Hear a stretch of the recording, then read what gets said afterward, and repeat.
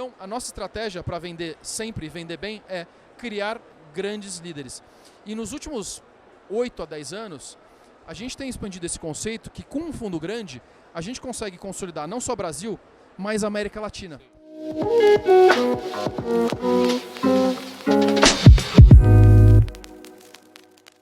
Olá, muito boa tarde. Já são quase 6 da tarde do último dia da Expert XP, a maior feira de investimentos do mundo. E aí, para quem acompanha a Eleven, para quem acompanha a nossa história, sabe, enfim, a Eleven nasceu dentro de uma operação de M&A, eu vim do mundo de M&A, de Private Equity, esse mundo todo, e eu não podia fechar a feira sem trazer o tema, e para debater comigo eu trouxe o Zé Teixeira, que é sócio do Pátria, talvez o maior gigante brasileiro, e sem medo de errar, com a maior experiência e track record dentro desse mundo. Para debater um pouco, a gente falou muito do mercado de public equities, mercado de ações, mercado de ativos líquidos ao longo dessa semana. Recebi gestores extraordinários aqui, mas obrigado, cara, pelo papo. Conta um pouco da tua missão, da história do Pátria, desse momento e um pouco desse conceito para a gente começar a bater bola, desse mundo de private equity, que os investidores brasileiros estão começando a aprender o que significa diversificação estrutural de fato, ou seja, você muda toda a característica de risco sistêmico, de comportamento dos teus ativos, de oportunidade, de horizonte temporal. Acho que tem muito a agregar aqui. Obrigado mais uma vez, e se você puder contar um pouco, a gente abre o nosso bate-papo com essa história.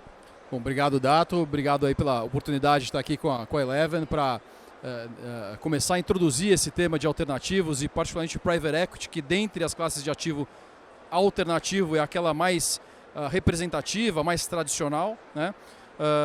Eu sou o José Augusto Teixeira, eu sou sócio do Pátria aqui na casa há 19 anos, como a maioria dos meus sócios, certamente há mais de uma década participando desse universo de investimentos alternativos em Private Equity. Como o Dato falou, de fato, assim, objetivamente, né, sem julgamento de valor, nós somos a maior gestora de ativos alternativos, não só do Brasil, mas da América Latina. 131 bilhões de reais, desculpe, 25 bilhões de dólares, 131 bilhões de reais sob gestão, dos quais 55 bilhões em Private Equity, e mais 25 bilhões em infraestrutura, mais 25 bilhões em crédito estruturado. Então, de fato, assim, nós somos um colosso, uma gigante da área de alternativos e particularmente de Private Equity, né? Hoje eu sou sócio responsável pelos relacionamentos comerciais do Pátria no mundo inteiro e particularmente também no Brasil, né? E dos meus 19 anos de casa, mais de uma década, né? 16 anos dedicados ao Private Equity, 10 dos quais coliderando uma tese emblemática do Pátria, que foi a Anguera Educacional, né? Junto com o meu sócio Ricardo Cavazos, junto com o professor Carbonari, o professor Poli. Abraço para eles, depois eu mando essa pílula para eles assistirem e ficarem orgulhosos do neto deles. Merecido. E onde a gente fez, multiplicou o capital por 20 vezes em dólar. Foi uma taxa interna de retorno de 100% ao ano ao longo de uma década. Então, o Pátria, ele, por conta de casos como esse, vou citar aqui outros gigantes, Drogasil e Dasa, no nosso primeiro fundo, né? A Anguera e Tivit, no nosso segundo fundo, Smartfit e Aliar, no nosso terceiro fundo, e empresas que vocês talvez não conheçam ainda, mas algumas vocês conhecem no fundo 4, a Fruit, né? Além de outras como a Superfrio, como a Elfa, que já é uma empresa listada, Lavoro no agronegócio, e muitas outras que são empresas criadas pelo Pátria, fazendo uma coisa que o Dato conhece muito bem, que é fazendo M&A sequencial em um monte de empresas pequenas, criando as gigantes setoriais a partir dessas empresas pequenas e médias, e com isso criando muito valor, que eu espero aqui nesse bate-papo ser capaz de mostrar para vocês, né, que é uma das grandes vantagens do Private Equity. Então, por que você vai investir em ativos alternativos e Private Equity? Você vai investir, eu estava falando aqui nos bastidores com o Dato, tem umas 8 razões. As 5 primeiras são retorno, retorno, retorno, retorno e retorno, né? O Private Equity lá nos Estados Unidos, que o Dato conhece muito bem, entregou nos últimos 20, 25 anos, né, enquanto a Bolsa em média entregou 8% nos Estados Unidos em dólar, o Private Equity entregou 12%. Nos últimos 10 anos, o S&P exuberante, né, entregando quase 20%, O Private Equity entregou 25%. Então você sempre tem no Private Equity um prêmio de retorno por conta da iliquidez. Além disso, eu acho que as razões 6, 7, 8 seriam o seguinte: no Private Equity, né, você que está aí assistindo e aprendeu junto com o Dato, junto com a XP a diversificar o seu portfólio, tem no Private Equity a oportunidade de diversificar para setores que não estão nem presentes na Bolsa. Quando a gente fez a Anhanguera, né, os meus amigos que falavam, pô Zé, você foi ser diretor de escola, né, não tinha nada na Bolsa, né, e criamos a Anhanguera, né, que de 5 mil alunos foi para 1 milhão de alunos, virou a maior empresa de educação do Brasil. Então no Private Equity você tem a oportunidade de entrar em empresas, Drogasil não estava na Bolsa, DASA foi a segunda empresa fora a Drogasil de saúde listada na Bolsa. Com o Private Equity você entra em setores, diversificando seu portfólio, que você não conseguiria investir, né, na Bolsa. E daí, mais gostoso ainda, numa época como essa, você está aqui vendo seu portfólio balançar, né? Investidor conservador ou agressivo está vendo o portfólio balançar. No Private Equity você não tem essa marcação ao mercado no dia a dia, né? Você tem os donos das empresas, os M&As que estão acontecendo, no preço que os donos forem aceitando, é isso que vai refletir na sua marcação, né, a mercado. O mercado aí é o mercado de donos de empresa que conhecem profundamente o valor das suas empresas. E é isso que vai botar preço nas empresas. Então, é um valor muito menos volátil, tipicamente, para bons gestores, aquele que cresce de uma maneira assim consistente. Em reais, você devia esperar alguma coisa aí como 20, 25% líquido ao ano, né, de valorização com Private Equity. Então é isso. Retorno, retorno, retorno, 5 vezes retorno, diversificação e baixa volatilidade. Eu vou adicionar aqui um pouco, e vou citar um sócio que eu tive no M&A nos Estados Unidos, e que ele dizia assim que o Private Equity era o jeito sem glamour de ganhar muito mais dinheiro do que quem tem glamour, né? Então, já o meu sócio aqui em M&A aqui no Brasil, uma das maiores máquinas de executar M&A que eu já conheci, o Nando dizia que muitas vezes a gente era o lixeiro do mercado financeiro, né? Porque quem não olhava para aquilo, o mercado não olhava para aquilo com o mesmo apelo, mas no Private Equity tem uma coisa adicional e aí eu queria te puxar para você contar um pouco de como vocês agregam. A participação do gestor e do fundo é muito ativa dentro das companhias. Isso pode ser... Potencialmente, sim. Isso varia de deal para deal, mas essencialmente é uma condição de efetivamente agregar valor.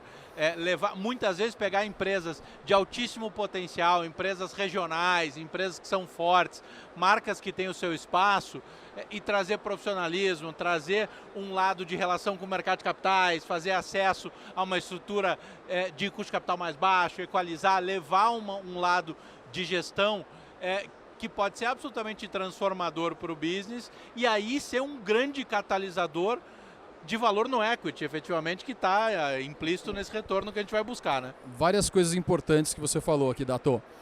Acho que a primeira, até para chamar atenção e contrastar com você que está acostumado a investir em fundos de empresas listadas ou diretamente em empresas listadas, né? Acho que hoje em dia o nosso investidor brasileiro ele aprendeu a fazer isso, né? Eu diria, assim, primeiro fazendo esse contraste, a importância do gestor, né, para esse tipo de investimento não listado, ela é acentuada pelo seguinte: a maioria dos fundos que estão aqui, vários muitíssimo competentes que estão aqui na Expert, eles têm um universo limitado, né, de 300 empresas para investir, talvez 100 sejam grandes o suficiente para que todos invistam. Então, você tem uma coincidência, um overlap, né, de portfólio muito grande, muito grande. E embora claramente haja divergência de performance entre eles, né, tipicamente num ano em que as coisas não estão bem na bolsa, está todo mundo caindo e quando a bolsa está subindo, está todo mundo subindo. Uns gerando alfa, outros não, né? Mas é um fato. Assim, estatisticamente é isso que está acontecendo. Portanto, e no Private Equity? Né? No Private Equity é o seguinte: você não tem 300 empresas. Quantas empresas tem no Brasil que não estão na bolsa? Porra, sei lá, né? 1 milhão, alguns milhões de empresas. Não, exatamente. A gente está falando em vários segmentos, né? O middle market, o lower middle market. Cara, os Estados Unidos é sensacional nisso. Porra. Você vai mudando o cheque. Exatamente. Do cheque de 2 milhões de dólares ao cheque de 1 bilhão de dólares. Exatamente. Em todos os layers, sem nenhuma exceção, você tem Private Equity atuando e gerando valor, né? Então, daí uma coisa legal, né? Então, quantos fundos de investimento tem no Brasil investindo em ações listadas? Tem vários. E quantas ações listadas? São poucas. E em private equity? São literalmente milhões de empresas. E quantos são os gestores que fazem private equity no Brasil? Está na casa das dezenas, não das centenas. Então você tem menos comprador, né, e mais vendedor. Olha que interessante essa dinâmica, em primeiro lugar, né? Mas também você tem um risco grande aqui, é o seguinte, você não tem tanto overlap, né, os portfólios dos diferentes players, os gestores de private equity, eles podem ser muito divergentes. Sim. Podem ser muito divergentes. E daí um dado, né? Eu estava falando aqui sobre a classe de ativo, private equity, etc. Essa é uma classe de ativo que cresceu 4 vezes em penetração nos últimos 10 anos lá fora. Então hoje em dia, o investidor mais longevo, que é um endowment, né? Por exemplo, a Universidade de Harvard, Universidade de Yale, né? Pensa aqui no David Swensen, como é que ele monta o portfólio dele. Mais da metade do portfólio de Yale, né? Com alternativos. Então, na média, instituições com faculdades americanas têm lá 35% de alocação, tá, em alternativos, private equity sendo uma parte importante aí. Os fundos de pensão americanos e os grandes fundos soberanos têm lá 25%. Também são investidores de longuíssimo prazo, né? Estão olhando ali para 20 anos. As famílias, estavam numa reunião com uma grande, talvez a mais famosa consultoria estratégica, nessa segunda-feira, atualizando o planejamento estratégico do Pátria, e ela falou, poxa, o segmento que mais cresce é o segmento de famílias, de alta renda, obviamente, ou de ultra high, etc., né? Desse segmento mais private, que já que estavam há 10 anos atrás com uma alocação super baixa e hoje tem 15% de alocação em alternativos.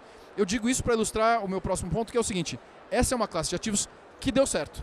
No mundo inteiro, entregou aquele prêmio. Nos mais diversos cenários, né? Macroeconômicos e mais diversos setores. Só que aqui tem uma pegadinha, né? Tem uma pegadinha. O brasileiro ele é jabuticaba, né? O Brasil é a parte importante do PIB latino-americano. Adivinha aqui qual que é a única macro-região no mundo, qual que é o único continente no mundo onde o private equity deu retornos positivos, mas deu retornos negativos? Chuta aí. É aqui mesmo? É a América Latina. Em dólar, na média, o private equity aqui na nossa região entregou 5% em dólar. O Pátria, só para vocês terem o Pátria, ele tem um track record muito forte em dólar, o histórico é de 25%, 26% líquido em dólar para os investidores, tá? Depois de taxas. Média do mercado latino-americano, 5%. Isso é muito por conta, parte desse capital de gringo que vem para cá quando o Cristo Redentor está decolando e sai quando o Cristo Redentor está caindo, mas assim, também mostra que há uma grande dispersão de retornos. Então a importância de escolher um sócio que seja capaz de identificar os setores resilientes, né? Que seja capaz de adicionar, como daí você falou, né? Criar valor operacional nas empresas é fundamental. Eu sinto até a responsabilidade, não precisa investir no Pátria. Quando tiver oportunidade, invista, mas não precisa investir no Pátria. O que eu acho que é super importante que gestores como o Pátria façam, do ponto de vista educacional, é que coloquem esse ponto, né, da necessidade mais acentuada ainda de escolher um gestor que faz isso há bastante tempo, ou seja, que já passou por várias provas de fogo, vários ciclos econômicos. A gente investiu aqui antes da maxi desvalorização do Brasil em 99, nosso primeiro fundo é de 97.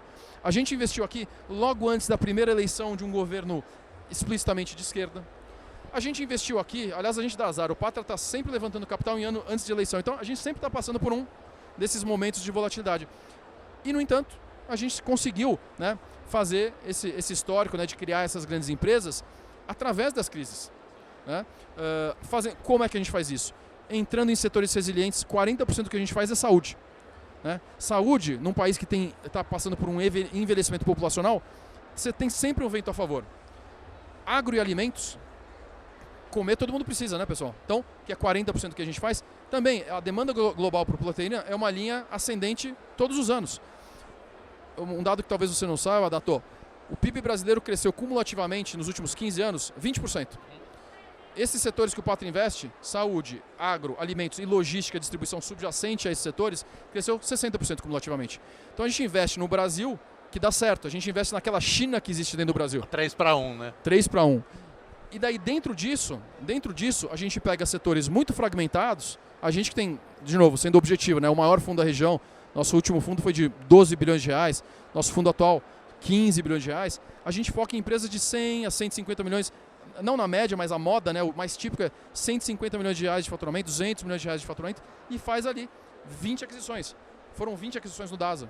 foram 30 aquisições na Anhanguera, foram 20 aquisições na Liar, foram inúmeras aquisições na Smart Fit. Então, a capacidade de entrar em setores resilientes e de consolidar esses setores é um diferencial. Poxa, mas você que é um profissional de M&A, Datô, qual que é o track record da geração de valor em sinergias pós-M&A, historicamente? Puta, cara, eu não sei te dizer o número, mas a gente via, para ter um exemplo, né? Quando a gente desenhava a aquisição para a Private Equity, né? Enquanto a gente fazia isso servindo Private Equities, a geração de valor pós-sinergia, ela tinha que ultrapassar 35%, senão a gente não começava a olhar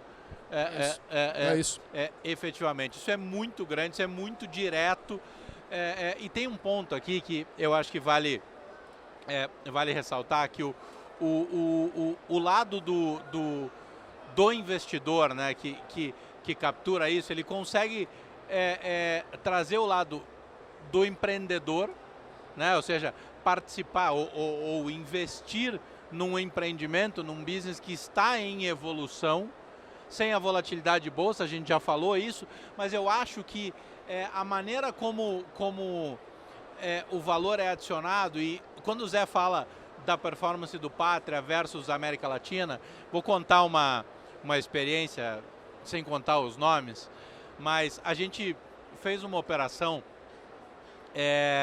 como advisor à época para um estratégico inglês, a partir da subsidiária americana, financiado por um private equity inglês, de um grupo que era o maior grupo brasileiro no setor, 2011, 10 para 11. A transação foi uma transação de 100 milhões de dólares à época. 4 anos depois, a família que vendeu, a gente fez o deal de novo. A gente recomprou do estratégico por 25% do valor, a mesma companhia. O que isso mostrou pra gente? Super claro. E a gente fazia em M&A, meus sócios fazem isso até hoje, a gente fazia algo que aqui ainda é muito pouco difundido, que é o que a gente chama de PMI, né? Que é o Post-Merger Integration, que é o pós-deal. Agora, muito disso que o Zé falou em relação à performance na América Latina, vem exatamente da peculiaridade regional, das peculiaridades regulatórias, jurídicas, de ambiente macroeconômico. Então, assim, jogar essa liga aqui é muito difícil. O nível de especialização que se tem, e hoje com a disseminação da informação, não à toa, ele tem tanto gringo, tanto americano institucional de primeiríssima linha, como investidor, porque diz assim, aí embaixo, joga esse esporte quem sabe jogar, quem vai adicionar valor. Porque da mesma maneira que o Brasil é um país continental e a cultura que a gente tem na região sul é completamente diferente da região nordeste, sem nenhum juízo de valor qualitativo, é diferente, o comportamento consumidor é diferente, dinâmica de mercado é diferente, a própria elasticidade com o PIB, tudo que você for buscar é diferente. Quando a gente parte, né, e foi onde eu vivi muito da minha carreira, em operações cross-border, né, operações entre países, ou seja, investidores de um país que investem em outro, adiciona-se uma complexidade tão grande que a condição que um gestor desse tamanho, com esse track record e com essa densidade regional tem de gerar alfa frente ao capital puro internacional, por melhor que seja esse cara na sua região, é muito grande, né, Zé? É verdade, acho que esse contraste é interessante. Quer dizer, o private equity americano, historicamente, ele, embora super diversificado hoje em dia, historicamente ele está associado à capacidade de engenharia financeira. Então, você tem custo de capital lá embaixo, você consegue alavancar a empresa e o equity vai crescer muito porque você alavancou a empresa está crescendo ali seu fluxo de caixa 10% ao ano, mas se alavancou a empresa com muita dívida, barata, você consegue gerar valor. Tem um sócio dessa grande consultoria estratégica, essa mesa com que eu estava segunda, a primeira vez que a gente encontrou com ele deu parabéns para o Pátria, não acreditava no track record em dólar, né? Que a gente traga mais retorno que o quartil superior do retorno dos fundos internacionais. Ele falou, poxa, como é que vocês fazem isso? Porque para mim... A tecnologia era quadrante mágico do Gartner. Isso, né? Porque para ele falou assim, para mim a América Latina sempre foi considerado o último estágio do videogame. Então eu falei desse retorno médio em dólar, acho que muito mérito assim, do Pátria, outros gestores que assim, eu quero fazer aqui, só importante esse disclaimer, né? Tem outros gestores bacanas que a XP gradualmente vai colocando aqui na rede dela para distribuir, né? Eu tenho que fazer essa justiça, mas são características desses gestores, primeiro que foram convergindo para esses setores que eu chamei de resilientes aqui, né? Saúde, agro, alimentos, etc.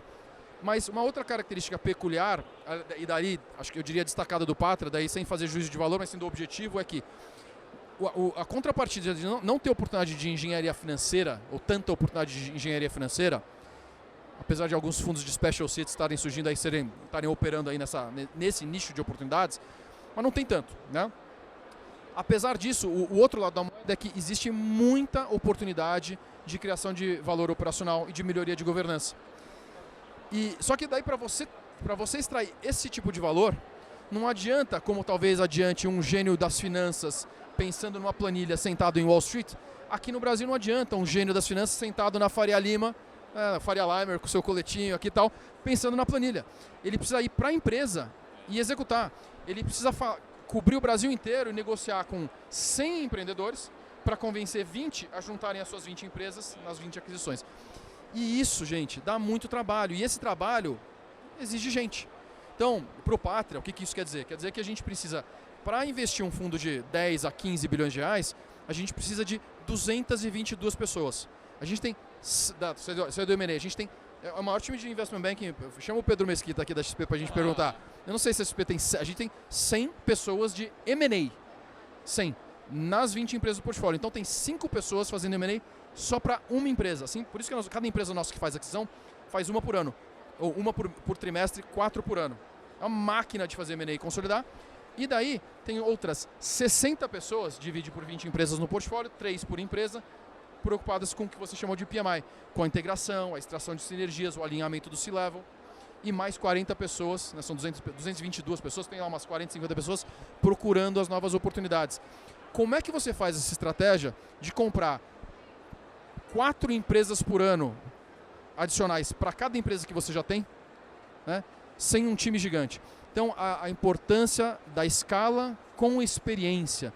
Né? Como é que você vai, o time de M&A que está fazendo 20 aquisições em 5 anos no setor de revendas agrícolas, como é que eles vão comprar empresas que estão cheias de contingência? Como é que eles vão escolher corretamente os sócios? Eles têm que ter experiência naquele subsetor de fazer um monte de M&A. Então, tudo isso vem com muita experiência, o que eu amarro com aquele ponto anterior de cuidado com a escolha de gestores, né? Participem aqui desse processo de educação e curadoria que a XP e quem faz e que a Eleven agora está ajudando a fazer esse processo educacional. Prestem atenção nesses gestores que têm muita experiência, vários fundos que já passaram por vários ciclos e que têm a capacidade de executar aquela estratégia que eles estão dizendo que conseguem executar. Isso é muito importante. Tem um último ponto para a gente abordar aqui, Zé, que e o Pátria fez isso muito bem nos cases que você mencionou, inclusive, que é encontrar o ponto ótimo de saída, né? Entender qual é o teu ciclo, qual é o teu objetivo dentro de cada ativo, respeitar o teu ciclo, encontrar o ponto ótimo de saída de realização, né? Acho que passar por esse tema, para o investidor entender o começo, meio e fim, né? Eu acho que a gente falou do começo, falou do meio, e vale entender o fim desse ciclo, não do ciclo do fundo, mas de cada um desses investimentos. Ótima pergunta. Bom, primeiro, vou falar de forma genérica e depois do Pátria, assim, né? Acho que de forma genérica é isso. Acho que é importante para o gestor ele não só ter uma tese de investimento, não só ter uma tese de criação de valor, né? O começo e o meio. Mas no fim, qual é a sua tese de desinvestimento? Acho que isso de fato é importante, e quando vocês forem aí fazer as suas diligências dos diversos gestores que vão desfilar pelos seus escritórios, né, como oportunidades de investimento, é importante fazer essa pergunta, né? No caso do Pátria, qual que é a nossa tese? Coincidentemente, para investimento e para desinvestimento, o Pátria ele não é um investidor cíclico. O Pátria é um investidor que investe em setores que vão estar bem, Brasil na alta ou Brasil na baixa. E que ele, por dever, né, de função, a gente tem um fundo, o fundo vai ter 10 anos, mas a gente vai investir em empresas que na média a gente vai ficar 5, 6 anos com ela. Então como é que você garante que você vai desinvestir daqui a 5, 6 anos da Anhanguera? Aliás, a Anhanguera, o retorno... Você não precisa desinvestir também, né? Um fundo longo é bom porque quando dá certo, pode passar 10 anos com a empresa dobrando de valor todo ano. Daí é uma maravilha, que bacana. Mas você, via de regra, a gente quadruplicou a empresa média, a gente quadruplicou de valor, né? Então, essa empresa, a gente ficou com ela há 5, 6 anos. Tudo bem. Como é que você garante que em qualquer momento de mercado, faça FHC ou faça Lula? Faça Lula ou faça Dilma? Faça Dilma ou faça Temer? Faça Temer ou faça Bolsonaro? Faça Bolsonaro ou X? Como é que você está sempre comprando e vendendo empresa boa? Como é que você faz isso? Bom, como é que a gente faz? A gente está em setores que eles estão sempre bem, que são muito atrativos do ponto de vista do investidor estrangeiro e potencialmente do mercado de capitais, para IPO ou saídas estratégicas. Como eu entro em setores onde não tem um grande líder ainda, e a gente vem consolidando e cria esse grande líder, qual a primeira grande rede de farmácias, não do Brasil, da América Latina, Drogasil? Qual a primeira grande empresa de diagnósticos, não do Brasil, da América Latina, não, terceira maior do mundo, DASA? Qual é a primeira grande empresa de educação a ser listada? A Anhanguera. Qual a primeira grande empresa de academias? Smart Fit. A Anhanguera é a maior do mundo, o Smart Fit hoje terceira maior do mundo, né? Quando você cria essas empresas, você tem, num momento de Brasil bom, a oportunidade de abrir o capital, como foi o caso dessas que eu cito essas porque vocês conhecem porque a gente fez IPO. Vocês não conhecem aquelas que a gente vendeu para estratégico, né? Activity, a Agriquem, entre outras, né? Outras empresas tantas que tiveram sucesso, a Velocity Logística, vocês não conhecem porque não tem que conhecer mesmo, mas vendemos bem. 4 vezes, 5 vezes, 4 vezes dinheiro em uma, 5 vezes dinheiro em outra, 7 vezes dinheiro em outra, vocês não conhecem. Para você conseguir fazer isso, vender mesmo quando o mercado não está bom e com expansão de múltiplos, você comprou barato porque você comprou um monte de empresinha pequena que não tinha governança. Daí você vende uma líder brasileira, com escala regional, talvez planetária, com governança, com management, né, com time de gestão, você vende pelo dobro, só o múltiplo é o dobro. Daí você dobrou a empresa também, daí dá 4 vezes. Então, a nossa estratégia para vender sempre e vender bem é criar grandes líderes. E nos últimos 8 a 10 anos, a gente tem expandido esse conceito que com um fundo grande, a gente consegue consolidar não só o Brasil, mas a América Latina. Sim. Então, você pega o Lavoro Agro, vocês também não conhecem, eles vão conhecer, uma empresa que pode fazer IPO, pode ser vendida para estratégico, é hoje a maior rede de revendas agrícolas do Brasil. 8 bilhões de reais de faturamento, vai para 12 ano que vem, eu acho. É uma empresa gigante, né? Não sou especialista no agro, mas dizem ali os meus universitários, uma empresa fantástica. Ela tem presença em vários países da América Latina, nas principais regiões brasileiras, do agro brasileiro, mas também em outros países da América Latina. O que acontece quando um investidor estrangeiro ele olha para o setor agrícola brasileiro e poxa, eu quero me expor de forma diversificada e em escala ao agro, não brasileiro, brasileiro principalmente, mas Latam. Ele vê Lavoro Agro. Sim. Ele pensa, com essa empresa, primeiro que eu chego em todos os lugares. Segundo, que eu não preciso aqui ficar perguntando se é o partido A ou o partido B. Você diversifica o risco macro. Diversificação de risco, redução de risco, quer dizer múltiplo maior. E quer dizer um comprador menos preocupado com o macro e mais preocupado com o ativo, com a qualidade do ativo. Então essa é a nossa estratégia. E a gente tem um time dedicado só a fazer vendas de ativo, que antes da gente investir no setor, ele já está falando com os investidores estratégicos, porque se o país está na baixa, o investidor estratégico vai falar, pô, tá barato para eu comprar um ativo. Se o país está na alta, vai lá e faz um IPO. Então acho que esse é o jeito que a gente pensa. Maravilha, Zé, super obrigado, cara. Acho que a gente passou por temas super importantes. A gente vai falar mais sobre isso, sobre o fundo, sobre esse tema, mas vale gravar isso em mente, tá? Porque cada vez mais vocês vão ver isso, vocês vão participar disso, e esse tipo de produto, né, a história de Private Equity vai ser mais presente.